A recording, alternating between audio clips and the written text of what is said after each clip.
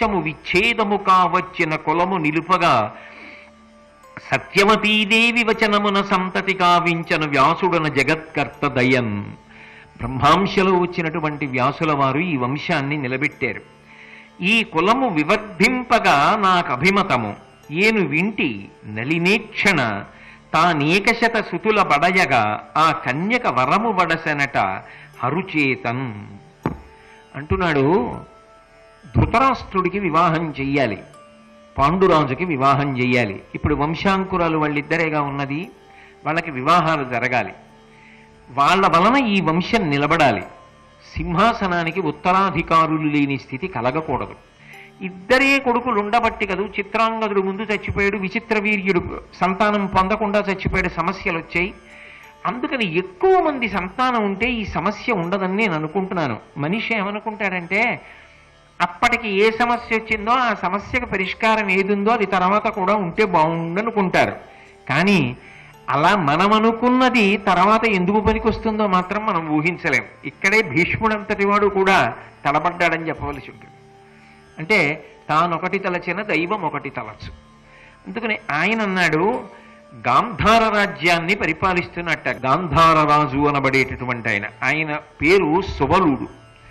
ఆ సుబలునికి ఒక కుమారుడు ఉన్నాడు, ఆయన పేరు శకుని. ఆయనకి 11 మంది కుమార్తెలున్నారు. 11 మంది కుమార్తెలలో పెద్ద పిల్ల పేరు గాంధార రాజ కుమార్తె కాబట్టి గాంధారి అని పిలుస్తారు. ఆమె చిన్నతనంలో పుట్టినింట్లో అపారమైనటువంటి భగవద్భక్తితో శివ పూజ చేసింది. ఎంత గొప్పగా శివ పూజ చేసింది అంటే శివుడు ఆమెకు సాక్షాత్కరించాడు. కుంతీదేవి మంత్రాన్ని పరిశీలించాలని సూర్యుడి దగ్గర మంత్రం చెప్పింది. ఈవిడ శివుడు వచ్చి ఎదురుగుండా నిలబడి నీకేం కావాలని అడిగాడు. ఆమె అనుకుంది, ఏ ఆడపిల్లనైనా పురుషుడు దేనికి స్వీకరిస్తాడు భార్యగా? సంతానము కలగాలి, వంశం నిలబడాలని కదా కోరుకుంటాడు. నేను ఏదో ఒక రాజవంశాన్ని మెట్టుతాను, అవతల ఇంటికి కోడలుగా వెడతాను. కాబట్టి నాకు పుష్కళమైన సంతానం ఉండాలి. కాబట్టి నాకు 101 మంది పిల్లలు కావాలి అని పరమశివుణ్ణి అనుగ్రహించమని వేడుకుంది. ఆయన తథాస్తు అన్నాడు. 101 మంది పిల్లలంది తప్ప పరమసుగుణాత్ములు, ధార్మికులు, వంశప్రతిష్టను నిలబెట్టగలిగిన వారు అలా గాంధారి అంది అని భారతంలో ఎక్కడా లేదు. ఆమె ఏమడిగింది అంటే 101 మంది సంతానం అడిగింది. శివుడు కూడా తథాస్తు అన్నాడు. ఇలాంటి సంతానం అలాంటి సంతానం అని ఆవిడేం అడగలేదుగా, అడిగింది సంతానాన్ని అడిగింది, తథాస్తు అన్నాడు. మీరు దీంట్లో గమనిస్తే ఒక అద్భుతమైనటువంటి కొన్ని విషయాలు కనపడతాయి. అంటే ఈ దేశంలో ఒక అలవాటు ఉంది. ఏమిటా అలవాటు అంటే, భీష్ముడు అంటున్నాడు కదూ, ఆమె ఎవరు అంటే ఏను వింటి నలినేక్షణ అన్నాడు. తామర పువ్వుల వంటి కన్నులు కలిగినటువంటి పిల్ల. ఆమె మంచి వంశంలో పుట్టింది, చాలా మంచి నడవడి కలిగినటువంటి పిల్ల. అంతేకాదు ఆమె శరీరమునందు కాంతి ఉంది. అంటే అంతటి లావణ్య రాశి, అంతటి సౌందర్యవతి. ఇప్పుడు ఈ పిల్ల రాజవంశంలో పుట్టాను, ఇంత అందగత్తెని, ఇంతమంది నన్ను చూసి ఇంత అందంగా ఉంటావంటారు అని తృప్తి చెందలేదు. ఆమె ఈ అందం ఒకరోజు ఉంటుంది. ఈ అందం ఏ కారణం చేతనైనా పోవచ్చు. అది వృద్ధాప్యం వచ్చి పోవచ్చు, ఒకరికి నచ్చకపోవచ్చు. లోకంలో ఎలా ఉంటుందంటే ఎంత అందమైనది కూడా ముఖం మొత్తవచ్చు. అందులో రాజుల విషయంలో ఎలా ఉంటుందో తెలుసా? దక్షిణ నాయకత్వం ఉంటుంది. ఒకరికన్నా ఎక్కువ మందిని చేపడతారు. ఒకరికన్నా ఎక్కువ మందిని చేపట్టడానికి ప్రధాన కారణం ఏముంటుంది? ఈమె కన్నా అందంగా ఇంకో ఆవిడ అనిపించవచ్చు, ఈవిడ ముఖం మొత్తవచ్చు, ఈవిడ కన్నా ఆమె ఎందు ఇంకొక గుణం కనబడవచ్చు. పతాక స్థాయి గుణములను పొందాలి. గొప్ప విశేషం ఒకటి నా ఎందు ఉండాలి. ఇది ఆంతర సౌందర్యం. దీని కొరకు ఆమె శివ పూజ చేసి. మీరు బాగా గమనించండి, భారతంలో కొన్ని విశేషాలు కనపడతాయి. ఆడపిల్లలు మెట్టినింట్లో ఎందువల్ల రాణించారు అంటే, పుట్టినింట్లో వాళ్ళు ఏదో ఒక అభ్యాసం చేశారు, ఒక గొప్ప విశేషాన్ని పట్టుకున్నారు. ఇది జీవితంలో ఉండాలి. పురుషుడికి కానివ్వండి, స్త్రీకి కానివ్వండి, ఉండి తీరాలి. ఎందుకు చెప్తున్నానంటే, మనశ్శాంతి అని ఒక మాట ఉంటుంది. ఆ మనశ్శాంతి మీరు చేస్తున్న ఉద్యోగంలో మీకు ఎప్పుడూ లభిస్తుందని నమ్మకం ఉండదు. మీరు చేసే ఉద్యోగాలు ఒడుదుడుకులతో ఉంటాయి. అది జీతం కోసం చేస్తున్నటువంటి కొలువు. అందులో అన్ని వేళలా కూడా మనసుకి ఆనందం ఉండదు. కానీ ప్రయత్నపూర్వకంగా మీరు మనసుని సంతోషపెట్టగలిగినటువంటి మంచి విద్యని ఏదో ఒకదాన్ని అభ్యసించాలి. మీకు తేలిగ్గా అర్థం అవ్వాలి అంటే విలాస విద్య హాబీ అంటూ ఉంటారు. ఏదో హాబీ అండి అంటారు. అది మనిషిని గొప్ప తృప్తి వైపుకి నడిపిస్తుంది. అంతటి మహానుభావుడు, అంత శాస్త్రవేత్త, అలుపెరగకుండా దేశానికి ఉపకారం చేసినటువంటి వ్యక్తి, ఆఖరికి దేశ సేవలో తన పెళ్లి తాను మరిచిపోయిన వారు, రాష్ట్రపతి పదవిని అలంకరించిన వారు, విశ్రాంతి లేకుండా విద్యార్థులకి ప్రసంగాలు చేస్తూనే ఉన్న వ్యక్తి, ఆఖరికి తన పక్కన కారులో కూర్చున్న వ్యక్తితో మాట్లాడినప్పటికీ కూడా ఆణిముత్యాల్లాంటి మాటలు మాట్లాడగలిగినటువంటి వ్యక్తి, ఆయన వ్రాసిన పుస్తకాలు చదువుతుంటే అబ్బా ఏమి మాణిక్యం పుట్టిందిరా ఈ దేశంలో అనిపిస్తుంది. అటువంటి అబ్దుల్ కలాం గారు కర్ణాటక సంగీతం వీణ వాయించుకుంటూ రాష్ట్రపతి భవన్లో సంతోషం పొందేవారు. ఆయనకి ఖాళీ దొరికితే ఆయన కర్ణాటక సంగీతం వీణ మీద వాయించి తనకి తాను తృప్తి పొందేవారు. ఆయన గొప్ప విద్వాంసుడు, వైణికుడు, వీణ చాలా బాగా వాయించగలరు. నా దగ్గర ఇప్పటికీ మా ఇంట్లో కలాం గారు వీణ వాయిస్తున్న చిత్రం ఉంటుంది. నేను తదేకంగా చూస్తుంటా, ఎందుకంటే నాకు చాలా చాలా ఇష్టమైన వ్యక్తుల్లో ఆయన ఒకరు. ఆయన వీణ వాయిస్తారు. అలాగే నువ్వు ఏం చేస్తున్నావు కాదు, దానికి పక్కన ఏదో ఒకటి ఉండాలి. ఒక వ్యక్తి చూడండి, భాగవతం బాగా చదువుకుంటాడు, ప్రవచనాలు చెయ్యక్కర్లేదు, వీధుల్లోకి వెళ్ళి చేస్తే మంచిదే, అది తక్కువని నేను అంటలేదు. కానీ నీ భార్యతో, నీ బిడ్డలతో సాయంకాలం అయ్యేటప్పటికీ పోతన గారి పద్యం గురించి ఒకటి మాట్లాడగలగాలి. కాదు ఒక అందమైన బొమ్మ గీయగలగాలి. కాదు ప్రకృతిని పరిశీలించగలగాలి. కాదు ఒక పాట పాడగలగాలి. మనిషి ప్రయత్నపూర్వకంగా అభ్యాసం చెయ్యాలి. ఏదో ఒక విద్య అభ్యాసం చెయ్యాలి. ఏది రాదండి, ఒక్క ఉద్యోగం తప్ప ఇంకొకటి నాకు తెలియదు అని అనకు.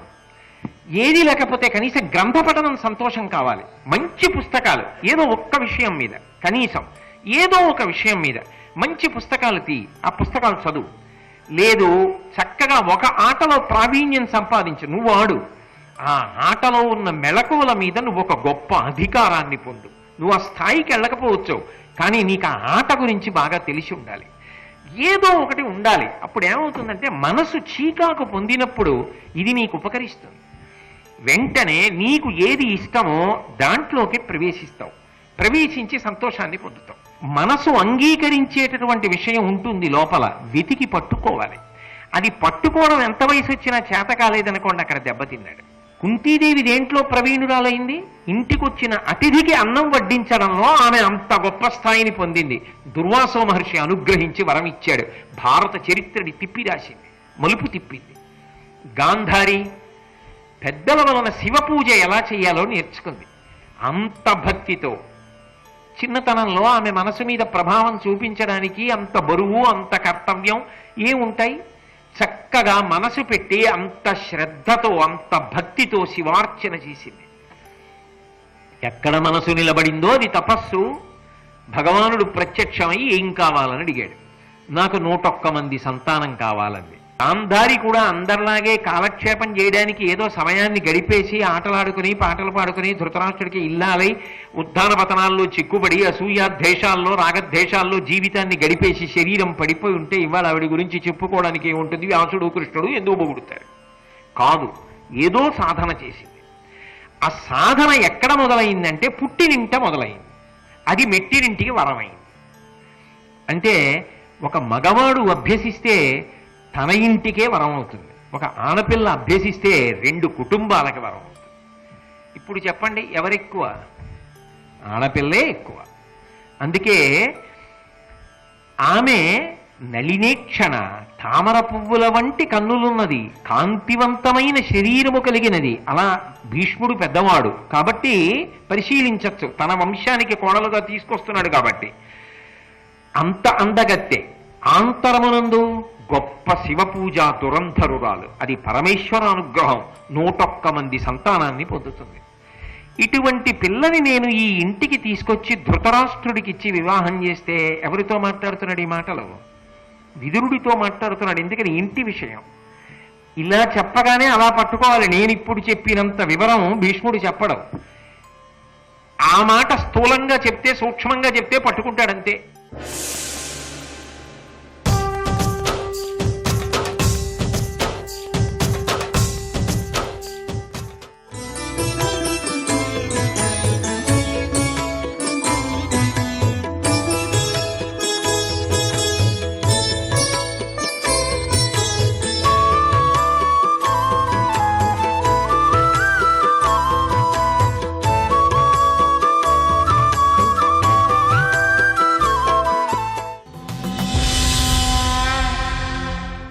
కన్యక వరాన్ని పొందినటువంటి కన్యక.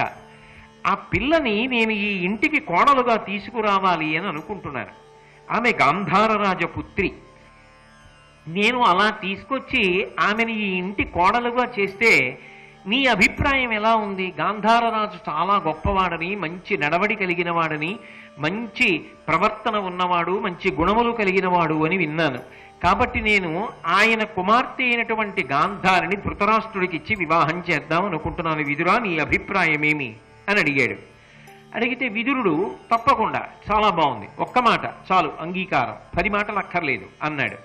తర్వాత భీష్ముడు గాంధారరాజుకి కబురు చేశాడు. గాంధారరాజు భీష్మాచార్యుల వారి నుంచి వచ్చినటువంటి ప్రతిపాదన విని వెంటనే అంగీకరించాడు. అయితే మీకు వెంటనే ఒక అనుమానం వస్తుందని నాకు తెలుసు. భీష్ముడు కబురు పంపింది ఎవరి కోసమని కబురు పంపాడు? గాంధారిని ఎవరికిచ్చి వివాహం చేస్తానని? ధృతరాష్ట్రుడికిచ్చి వివాహం చేస్తానని. ధృతరాష్ట్రుడికిచ్చి వివాహం చేస్తాను అన్నప్పుడు మీరు ఎక్కడో ఉన్న గాంధార రాజ్యాన్ని పరిపాలన చేస్తున్నటువంటి గాంధారరాజు గారికి ఇక్కడ ధృతరాష్ట్రుడికి అసలు కళ్ళు లేవని, పుట్టుకతో అంధుడని తెలుసా? ఇంత అందమైన పిల్లని, 101 మంది సంతానాన్ని పొందగలిగిన పిల్లని, అసలు ఇన్ని గుణములు కలిగినటువంటి పిల్లని పట్టుకెళ్ళి కేవలంగా కళ్ళు లేనటువంటి ఒక వ్యక్తికి ఇచ్చి పెళ్లి చేస్తున్నానని తండ్రికి తెలుసా? అలా తెలిస్తే తండ్రి పెళ్లి చేస్తాడా? మరి ఈ విషయం భీష్ముడు చెప్పాడా? చెబితేనే జరిగిందా? లేకపోతే ఆమె జీవితంలో తర్వాత సర్దుకుందా? అంటే ఆయన ఏం దాపరికం పెట్టలేదు. ఆయన జాత్యంధుడు ధృతరాష్ట్రుడు అన్న విషయం గాంధార మహారాజుకి పూర్తిగా తెలుసు. తెలిసే ఈ ప్రతిపాదన రాగానే గాంధారరాజు అంగీకరించాడు. ఆయన అంగీకరించిన ఆయన కుమార్తె కదు గాంధారి. ఆమె రూపలావణ్యములు కలిగినది, గొప్ప గుణములు కలిగినది. ఇటువంటి పిల్లని తీసుకెళ్ళి జాత్యంధుడైనటువంటి వాడికి ఇచ్చి వివాహం చేసేస్తున్నాడే ఈ గాంధారరాజు అని బంధువులందరూ చాలా బాధపడ్డారు. చాలా బాధపడి వాళ్ళన్నారు, అంగములలోన మేలుత్తమాంగము అందు నుత్తమంబులు కన్నులు ఉర్విజనులకు అట్టి కన్నులు లేవనునదియుగాక ఉత్తముడుగాడే సద్గుణయుక్తినతడు. లోకంలో శరీరంలో ఎన్నో అవయవాలు ఉంటాయి, అంగప్రత్యంగాలు ఉంటాయి. శరీరంలో ఇన్ని అవయవాలున్నా అన్ని అవయవాలలోకి కూడా ప్రధానమైనటువంటిది ఏది? శిరస్సు. సర్వస్య గాత్రస్య శిర ప్రధానం సర్వేంద్రియాణం నయనం ప్రధానం. అన్ని అవయవాలలోకి తల ప్రధానం. మిగిలినవన్నీ ఉండి తలొక్కటి లేదనుకోండి, ఏమిటి ఉపయోగం? మొండెమంటారు దాన్ని తల లేకపోతే. తల ఉందనుకోండి, 2 చేతుల్లో చేయి పని చేయకపోయినా, 2 కాళ్ళల్లో ఓ కాలు పని చేయకపోయినా, కడుపు ఏదో పదార్థాలు తిన్నప్పుడు జీర్ణం చేయలేకపోయినా, గుండెలో ఏదైనా చిన్న దోషం ఉన్నా, ఎన్ని ఉన్నా తల ఉంటే సర్దుకుంటుంది. అది శరీరం అంటారు, నడుస్తుంది. అసలు ఆ తలే లేకపోతే ఇక దాని వలన ఉండేటటువంటి ప్రయోజనం ఏమిటి? తల లేనప్పుడు ప్రయోజనం లేదు. తల ఉన్నది కానీ తలలో కన్నులు అత్యంత ప్రధానములు. తల ఉన్నా కన్నులు లేవు తలలో. అప్పుడు ఆ కన్నులు లేని కారణం చేత తల ఉన్నప్పటికీ కూడా జీవితమునందు చాలా సుఖములు ఉండవు. అనేక సుఖములు దేనివల్ల పోతాయంటే కన్నులు లేకపోతే ఉండవు. అందుకు కన్నులు ప్రధానము అనడానికి కారణం ఏంటంటే అనేక సుఖములకు ఆలవాలం ఏది అంటే కన్నే. ఒక విషయమును గ్రహించడానికి కూడా ఎదురుగుండా చూడడం అనేటటువంటిది అంత అవసరం. కన్నులు ఉన్నాయి కాబట్టి ఓ దేవాలయం చూస్తున్నాం, దేవాలయ శిఖరం చూస్తున్నాం, ధ్వజస్తంభం చూస్తున్నాం, హిమాలయాలు చూస్తున్నాం, సెలయేరు చూస్తున్నాం, భార్యని చూస్తున్నాం, పిల్లల్ని చూస్తున్నాం, మనవల్ని చూస్తున్నాం, వస్తువులు చూస్తున్నాం, సంతోషపడుతున్నాం. ఆ కన్నులు లేనప్పుడు అనేక సుఖములు ఉండకపోవడం ఒకెత్తైతే జీవితంలో చాలా భయం ఏర్పడడం ఒకెత్తు. ఎందుచేత? కన్నులు లేవు. ఇంటి తలుపు దగ్గర వేసి గడియ వేసుకున్నాను అని 10 మాటలు చూసినా గడియ వేసే ముందు ఇంట్లోకి ఎవరూ రాలేదు కదా. పిల్లి అటుగా పరిగెత్తి గిమ్మి కింద పడినా కూడా అనుమానం, నేను గడియ వేయకముందు ఎవరూ లోపలికి రాలేదు కదా. ఒకవేళ గడియ వేసినా పెరటి తలుపు సరిగా వేశానా? ఏ కిటికీలోంచన్నా లోపలికి వచ్చారా? ఎప్పుడూ అభద్రతే. ఏది చేస్తున్నా ఎవరూ లేరనుకుని లెక్క పెట్టుకుంటున్నా డబ్బు, ఎవరైనా చూస్తున్నారేమో తెలియదు. ఇక వ్యక్తిగత జీవితం దగ్గర నుంచి అన్నిటిలోనూ అభద్రతాభావని. రహదారి మీదకి వచ్చి చటుక్కున రహదారి దాటగలరా? 4 అడుగులు వేయగలరా? ఎత్తుపల్లాలు చూడగలరా? కన్నులొక్కటి లేని వాళ్ళు పాపం జీవితంలో నిజంగా ఎన్ని కష్టాలు పడతారు. ఈ కళ్ళు నా హక్క, ఈశ్వరుడు ఇచ్చాడు. ఆయన ఇచ్చాడు కాబట్టి, ఆ కన్నులు ఉన్నాయి కాబట్టి సుఖాలు అనుభవిస్తున్నాను, భయాన్ని పోగొట్టుకుంటున్నాను. ఆ కన్నులు ఉత్తమాంగమైనటువంటి శిరస్సు యందు అత్యంత ప్రధానమైనటువంటివి. ఆ కన్నులే లేనటువంటి వాడు కదా ధృతరాష్ట్రుడు. సారభూతమైన మాట ఏమి అంటే, ధృతరాష్ట్రుడికి మిగిలినవి ఎన్ని ఉన్నా రాజ్యమే ఉండవచ్చుగాక, అవతల పాండురాజు గారికి అన్నగారే కావచ్చుగాక, భీష్మ ద్రోణాదుల చేత రక్షింపబడుతున్నవాడే కావచ్చుగాక, అయితే మాత్రం కన్నులు లేని వాడికి పిల్లనెలా ఇస్తున్నాడయా ఈ గాంధారరాజు అని బంధువులందరూ మాట్లాడుకుంటున్నారు. ఈ మాట్లాడుకుంటున్నటువంటి మాటలు ఆ పిల్ల చెవిన పడ్డాయి. ఏ పిల్ల? గాంధారి చెవిన పడ్డాయి. ఆమె ఆలోచించింది, ఓ, మా నాన్నగారు నిర్ణయం చేశారు నన్ను ధృతరాష్ట్ర మహారాజుకి ఇచ్చి పెళ్లి చెయ్యాలని. నా బంధువులందరూ ఏమంటున్నారు? మా నాన్నగారి నిర్ణయం తప్పు, మా నాన్నగారు అలా పిల్లని ఎందుకు ఇస్తున్నారు అని అనుకుని, బహుశా గుణముల చేత మంచివాడు అనుకుని ఇస్తున్నాడులా ఉంది. గుణములుంటే కన్నులు ఉండక్కర్లేదనుకున్నాడులా ఉంది. అది వాళ్ళు అంటున్న మంచి మాట. తండ్రిని ఎత్తి పొడుస్తున్నారా? తెలియదు. కానీ ఆమె ఏమని ఆలోచించిందో తెలుసా? నన్ను పెంచినవాడు, నన్ను పెద్ద చేసినవాడు, నా చేత ఇంత శివపూజ చేయించినవాడు, నన్ను ఇంత వృద్ధిలోకి తీసుకొచ్చినవాడు ఏది ఆలోచించకుండా అంధుడైన వాడికి ఇచ్చి పెళ్లి చేస్తాడు? ఏదో ఉంది మా నాన్నగారి ఆలోచన. నా క్షేమాన్ని, నా భద్రతని చూసే ఆయనకిచ్చి వివాహం చేస్తున్నాడు. ఇప్పుడు నా బంధువులకు వచ్చింది ఆలోచన ఏమని? ఆయనకి కళ్ళు లేవని. కళ్ళు లేకపోతే ఏమిటి? ఆయన ఏమీ చూడలేడని కదా. ఆయన ఏది చూడలేడు? ప్రకృతిని చూడలేడు, ఆ ఆనందాన్ని పొందలేడు. ఆయన భార్యగా నాకు కూడా కళ్ళు లేకపోతే అప్పుడు వీళ్ళు ఈ మాట అనేవారు కాదు కదా. ఈశ్వరుడిచ్చిన కళ్ళు తీసేయను, కానీ ఆ కళ్ళని ఉపయోగించాను. దాని చేత 2 ప్రయోజనములను పొందుతాను. పరపురుషుణ్ణి చూడను. పరపురుషుణ్ణి చూసి ఆయన కన్నులు ఎంత బాగున్నాయో, ఆయన చూస్తున్నాడు కాబట్టి ఎంత హాయిగా సౌకర్యం పొందాడో, పాపం ఇది లేక కదా ఆయన వైక్లభ్యం పొందాడు అన్న భావన నాకు రాకూడదు. నా భర్త పొందని సుఖం నాకు అక్కర్లేదు.